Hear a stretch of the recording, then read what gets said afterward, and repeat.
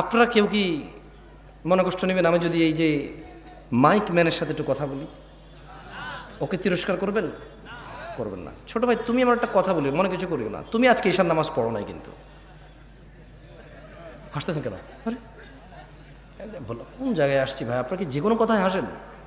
কথা বুঝবেন আগে, কত গুরুত্বপূর্ণ কথা বলতেছি। আমার আসলে ওয়াজ করার ইচ্ছাই চলে যাচ্ছে দিন দিন। তুমি তো আজকে ঈশার নামাজ পড়ো নাই।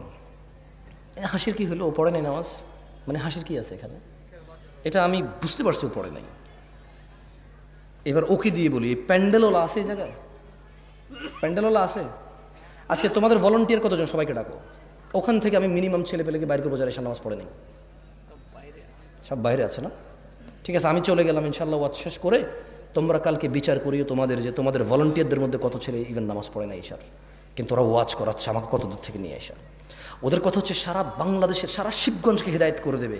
তাহলে কোনো মানুষ আর খারাপ করবে না, সব খারাপ আমাদের। কারণ হুজুর নিয়ে আসছে দূর থেকে, সব মানুষের হিদায়ত করে দেবে, কেউ আর অন্যায় করবে না। তাহলে একমাত্র অন্যায় করার বাকি কে থাকি? আমরা আমরা আয়োজন করে হুজুর নিয়ে এসে সবাইকে ফু দিয়ে হেদায়ত করে দেব। ফু দিয়ে হেদায়ত হয় না? ফু দিলে হেদায়ত হয়? হেদায়ত কে দেয়? চাইতে হয় কিনা? কারা চায়? যারা জান্নাতের আশা করে, যারা জাহান্নামের ভয় পায়। একটা মাইকম্যান এই শীতকালের সিজনে এমন কোনো দিন নেই যেদিন সে ওয়াজ শোনে না। এদেশের ওয়াজ যদি মানুষের খুব বেশি একটা কাজে আসতো, সবার আগে ও সবচাইতে ভালো মানুষ হতো। আমি ওকে খারাপ বলছি না, আমি ওকে মানুষ হিসেবে খারাপ বলছি না। আমার ওয়াজ যদি কারো কাজে আসতো, আমি বিলিভ করি প্যান্ডেলওয়ালা, মাইকওয়ালা আর স্বেচ্ছাসেবক ভলান্টিয়ারদের সবার আগে কাজে আসতো। কিন্তু আমি দেখেছি এদেশের আয়োজকদের মধ্যেই বেনামাজি, ঘুষখোর, সুদখোরে ভরপুর থাকে।